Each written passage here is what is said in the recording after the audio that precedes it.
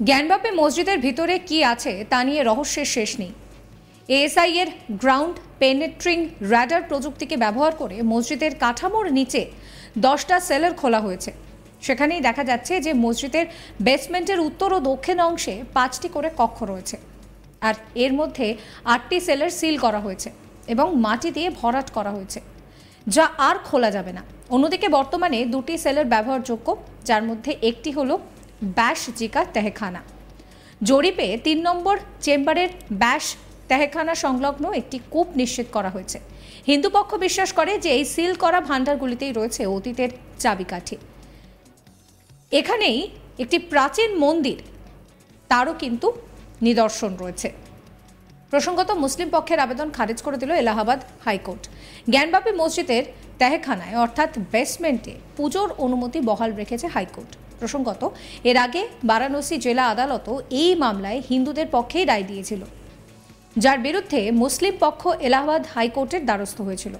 এবারও মুসলিম পক্ষকে হতাশ হতে হলো। এলাহাবাদ হাইকোর্ট জ্ঞানবাপীর ব্যাশ বেসমেন্টে হিন্দুদের পুজো করার অধিকারের পক্ষেই রায় দিয়েছে। রায় ঘোষণার সময় বিচারপতি রোহিত রঞ্জন আগরওয়াল বলেন, মামলার পুরো নথিপত্র দেখে এবং সংশ্লিষ্ট পক্ষের যুক্তি শোনার পর আদালত এমন কিছু পায়নি যার ভিত্তিতে জেলা আদালতের সিদ্ধান্ত পরিবর্তন করা উচিত। 17 জানুয়ারি জেলা আদালত ম্যাজিস্ট্রেটকে সম্পত্তির রিসিভার হিসেবে নিয়োগ করেছিলেন। একই সময় 31 জানুয়ারি সেই সময় বেসমেন্টে পুজো করার অনুমতিও দেওয়া হয়েছিল। জানা গিয়েছে, অঞ্জুমান ইন্তেজামিয়া মসজিদ কমিটির তরফ থেকে এলাহাবাদ হাইকোর্টে পুজোর বিরোধিতায় মামলার আবেদন করা হয়। তাদের যুক্তি ছিল, 1937 সালে জ্ঞানবাপী সংক্রান্ত বিবাদের রায় মুসলিমদের পক্ষে গিয়েছিল। এই আবহে আর্কিওলজিক্যাল সার্ভে নতুন করে এখানে সমীক্ষা চালাতে পারে না। এমনকি বারাণসী আদালতের নির্দেশে করা অ্যাডভোকেট কমিশনারের রিপোর্টকে উপেক্ষা করেই পুজোর নির্দেশ দেওয়া হয়েছিল বলে দাবি করা হয়। তবে উচ্চ আদালতে এই সব যুক্তি তা কিন্তু গৃহীত হয়নি। নিম্ন আদালতে জ্ঞানবাপী মামলায় হিন্দু পক্ষের অ্যাডভোকেট বিষ্ণু শঙ্কর জৈন দাবি করেছিলেন, বারাণসীতে জ্ঞানবাপী মসজিদ তৈরির আগে সেখানে বিরাট হিন্দু মন্দির ছিল। আর্কিওলজিক্যাল সার্ভে অফ ইন্ডিয়ার রিপোর্ট দেখিয়ে তিনি এই দাবি করেন। এএসআই এর রিপোর্ট অনুসারে জানা গিয়েছে, মসজিদ তৈরির জন্য মন্দিরটিকে ভেঙে ফেলা হয়, এমনকি আগের কাঠামোটা এখনও থেকে গিয়েছে। প্রসঙ্গত, জ্ঞানবাপী মসজিদের জরিপের পরে বেসমেন্টটি খোলা হয়েছিল। এই ঘটনায় শৈলেন্দ্র কুমার পাঠক একটি মামলাও করেছিলেন। এরপর 31 জানুয়ারি জেলা জজের নির্দেশে হিন্দু পক্ষকে পুজোর অধিকার দেওয়া হয়। আদালতের নির্দেশের পর পুজো শুরু হয়েছিল। পুজো শুরুর আগে হিন্দু পক্ষ দাবি করেছিল যে 1993 সালের নভেম্বরের আগে তৎকালীন রাজ্য সরকার বেসমেন্টে পুজো বন্ধ করে দিয়েছিল, যা আবার শুরু করার অধিকার দেওয়া উচিত।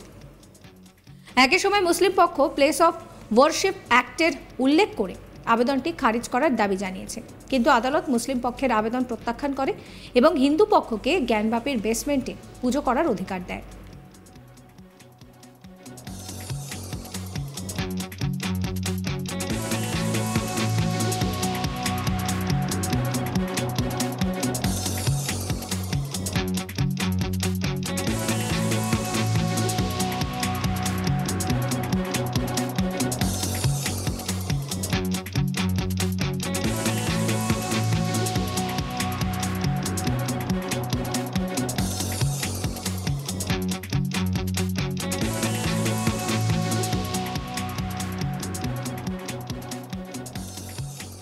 জ্ঞানবাপী মসজিদের ভিতরে কি রয়েছে তা নিয়ে রহস্যের শেষ নেই। এএসআই এর গ্রাউন্ড পেনিট্রেটিং র্যাডার যুক্ত করে সেই প্রযুক্তিকে কাজে লাগিয়ে মসজিদের কাঠামোর নিচে 10টি সেলার খোলা হয়, যেখানে দেখা যায় মসজিদের বেসমেন্টের উত্তর ও দক্ষিণ অংশে 5টি করে কক্ষ রয়েছে। এর মধ্যে 8টি সেলার সিল করা হয়েছে এবং মাটি দিয়ে ভরাট করা হয়েছে, যা কিন্তু আর খোলা যাবে না।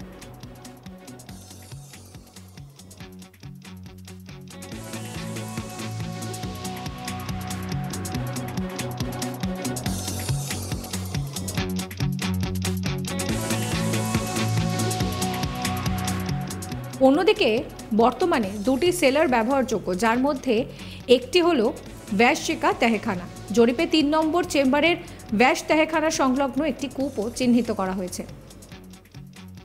হিন্দু পক্ষ বিশ্বাস করে যে এই সিল করা ভান্ডারগুলিতেই রয়েছে অতীতের চাবিকাঠি। এখানে একটি প্রাচীন মন্দিরের হিন্দু মূর্তি এবং প্রত্নতত্ত্ব রয়েছে। সাবস্ক্রাইব করতে ভুলবেন না আজ তাক বাংলার ইউটিউব চ্যানেলকে, ফলো করবেন আজ তাক বাংলার হোয়াটসঅ্যাপ চ্যানেলও।